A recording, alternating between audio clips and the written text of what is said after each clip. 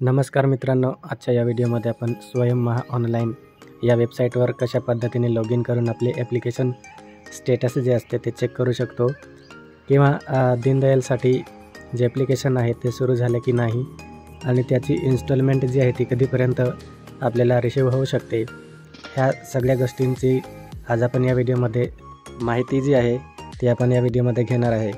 तर पहिल्यांदा आपल्याला या ठिकाणी ब्राउझर ओपन करायचे आहे। ब्राउझर ओपन केल्यावर आपल्याला सर्च बारमध्ये आपल्याला या ठिकाणी स्वयं महा ऑनलाईन असे सर्च करायचे आहे। जसे आपण स्वयं महा ऑनलाईन सर्च करू, आपल्याला या ठिकाणी अशा प्रकारचा इंटरफेस बघायला भेटणार आहे। तर या ठिकाणी आपल्याला पहिली वेबसाईट भेटेल ट्रायबल डेव्हलपमेंट डिपार्टमेंट। तर सिम्पली आपल्याला पहिल्या वेबसाईटवर क्लिक करायचं आहे। जसे आपण या ठिकाणी पहिल्या वेबसाईटवर क्लिक करू, आपल्याला पुन्हा एक नवीन इंटरफेस बघायला भेटणार आहे। तर आपण ट्रायबल डेव्हलपमेंट डिपार्टमेंटच्या वेबसाईटला या ठिकाणी रिडायरेक्ट होणार आहे आणि या ठिकाणी आपण आपले युजरनेम आणि पासवर्ड कॅप्चा वगैरे एंटर करून लॉग इन करू शकतो आणि आपले जे स्टेटस आहे ते चेक करू शकतो। किंवा या ठिकाणी आपल्याला राईट साईडला माहिती दिलेली आहे, शैक्षणिक वर्ष 2024-25 दीनदयाळ स्वयं योजनेसाठी नवीन अर्ज स्वीकारले जात आहे।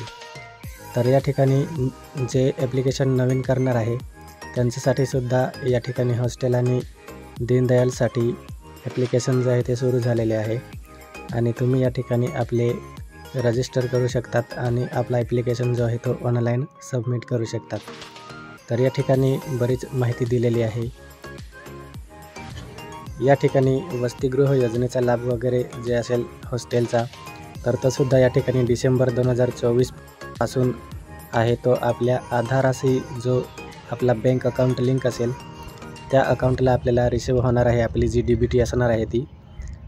तर आपला जो आधार कार्ड आहे तो आपला आधार कार्ड आपला बँकेशी लिंक नसेल तर तुम्ही तो आधार कार्ड जो आहे तो आपल्याला लिंक करून घ्यायचा आहे।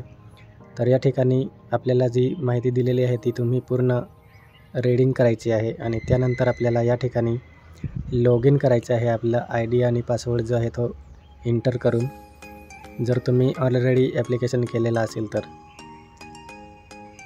जसे आपण या ठिकाणी ID आणि पासवर्ड एंटर करून लॉग इन करतो, आपल्याला अशा प्रकारचा इंटरफेस या ठिकाणी बघायला भेटणार आहे। तर academic year, application ID, service name आणि ॲप्लिकेशन टाईप जो आहे तो या ठिकाणी आपल्याला पाहायला भेटणार आहे। जर तुम्ही ऑलरेडी ॲप्लिकेशन केलेला असेल तर तुमचा फॉर्म जो आहे तो रिन्यूमध्ये होईल आणि तुम्ही पहिल्यांदाच हा फॉर्म जो आहे तो अप्लाय करत असाल तर या ठिकाणी तुम्हाला न्यू म्हणून ऑप्शन दिलेला असणार।